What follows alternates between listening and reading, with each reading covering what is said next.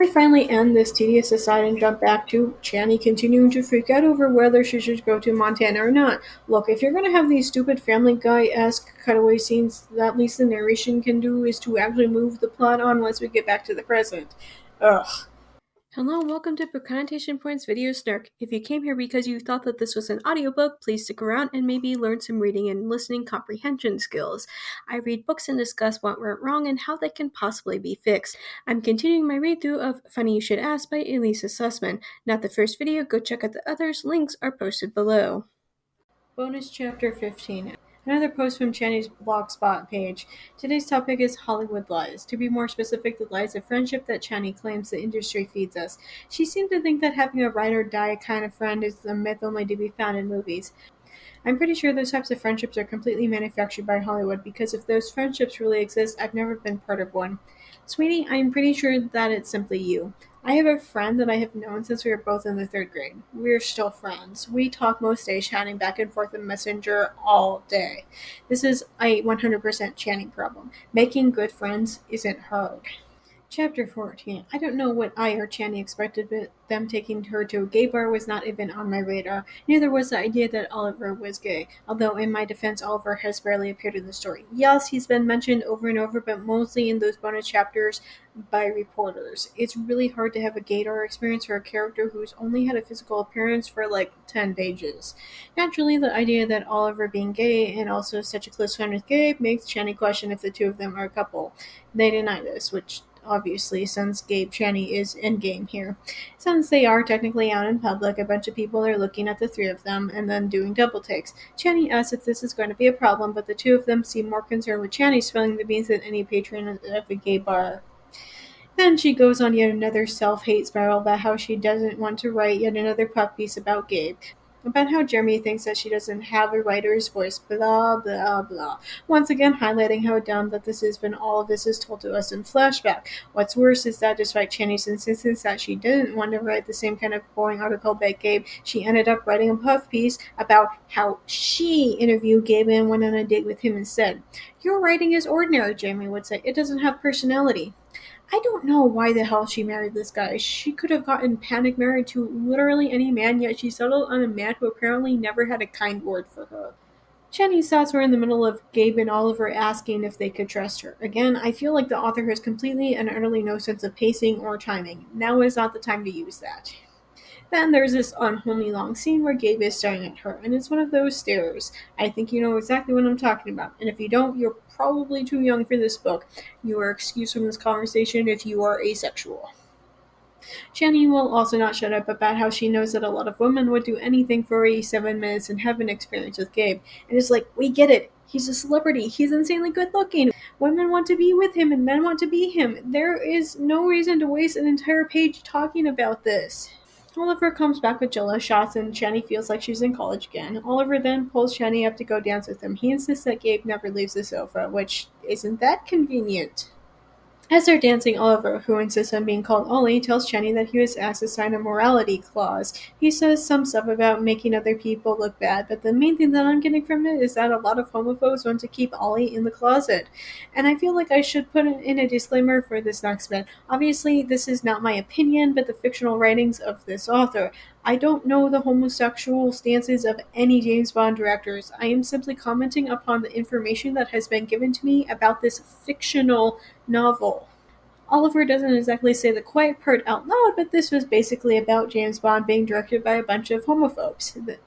That when Gabe found out about it and how Ollie was offered the role, but with that homophobic golden cage, Gabe threatened to quit the role himself. Ollie insisted that he wasn't ready for anybody to dictate his sexuality, so that's why he turned down the role.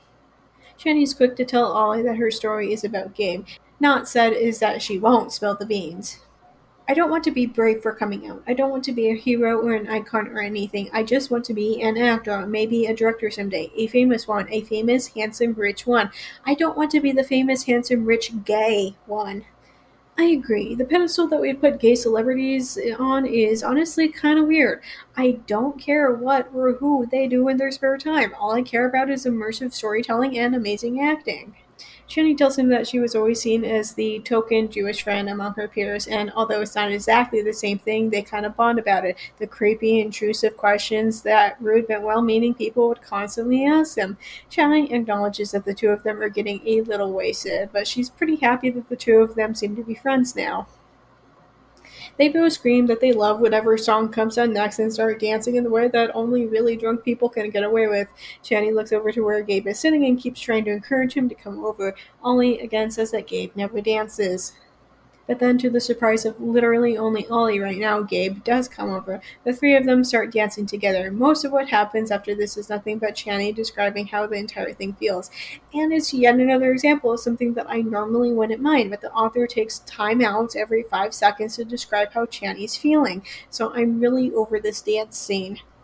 They had been dancing in their own little bubble, but then Channy's hand accidentally touches Gabe's stomach, and then they start kind of grinding on each other, and Gabe, he starts to have a physical reaction. Channy knows that it's wrong. She feels like this might simply be Gabe trying to butter her up for a better article, but she continues to dance with him anyway. She pushes her body more into his, making sure that certain parts of his body touch certain parts of her body. Ollie eventually pulls the two of them apart. Channy isn't sure if he's that oblivious or if he's trying to save the two of them from further embarrassment. He drags Channy away from the dance floor.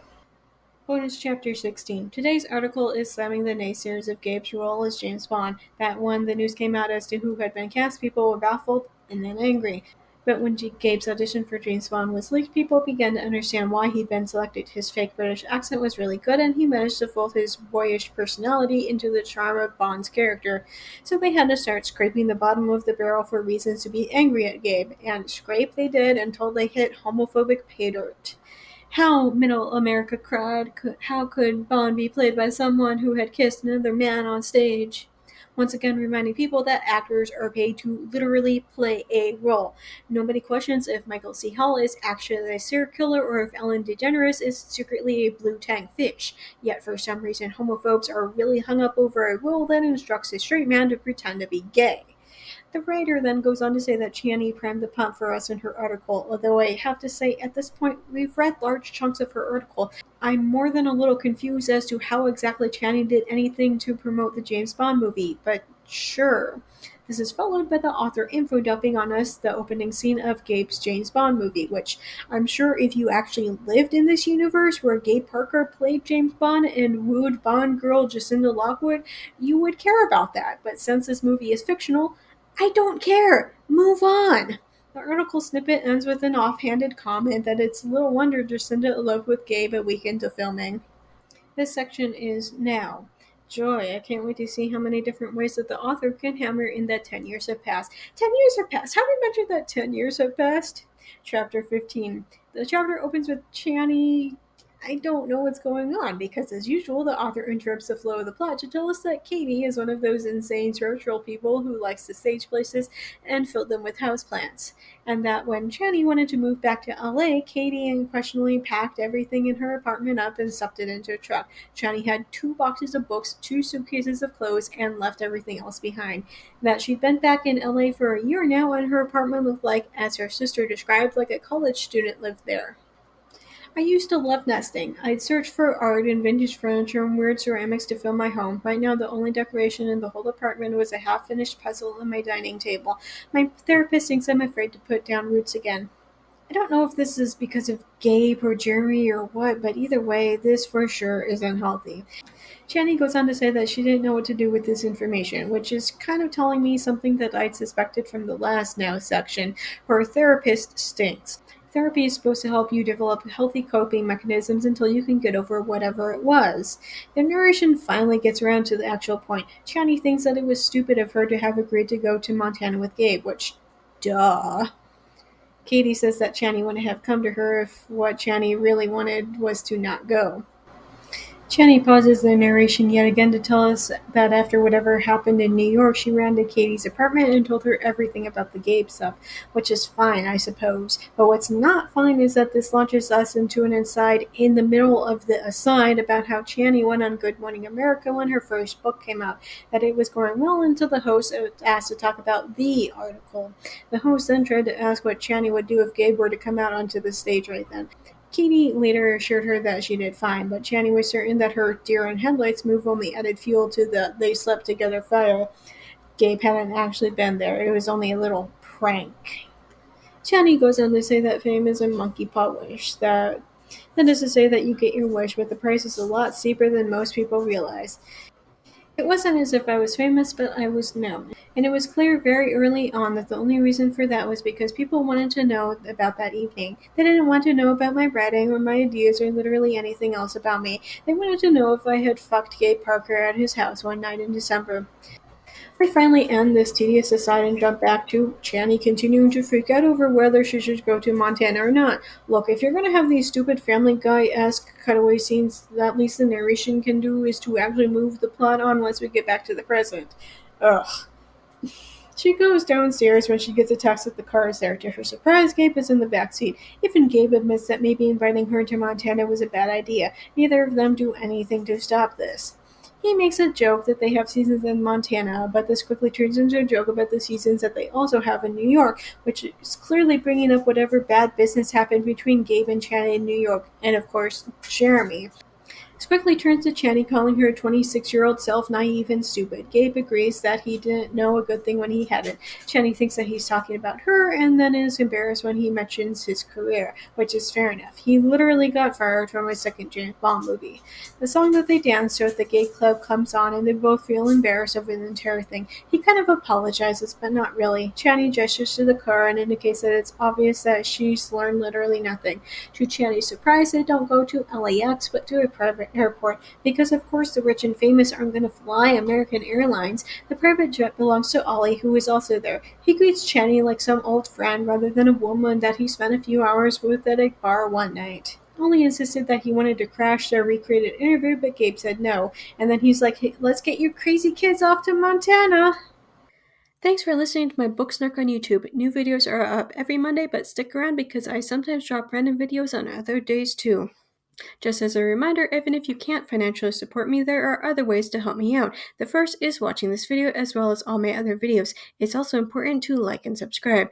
Finally, you can share this video with all of your friends so that they can help as well. If you're already caught up with all my videos, you can go to Tumblr for my main book Snarks, always free and updated every morning. And if you've already read all of my main Snarks, then you can find even more Snark on my Patreon. You can access it for $1 a month. Members also get early access to my main Tumblr Snark. Special thanks to Dawn, Phoebe, and Nikki for supporting me on Patreon already. If you want to hear your name in my video next week, either support me on Patreon or make a one-time donation. Do you like my Snark so much that you want me to Snark your rating? I do that too. For just $6 per chapter, I will tell you how awful that your rating is. But not to worry if you feel like you couldn't take the criticism. I also offer regular book editing as well, just $10 per chapter. You can contact me on any of my social media platforms if you have further questions. If you want to read some of the things that I've written, you can purchase my works on Amazon. I have a slew of erotic short stories and 2 full-length novels. I also frequently run flash sales on my stories, and if you don't follow me on any social media, you might want to do so just so you can know when I might be offering things for free. Links for everything will be posted below. See you next week, guys.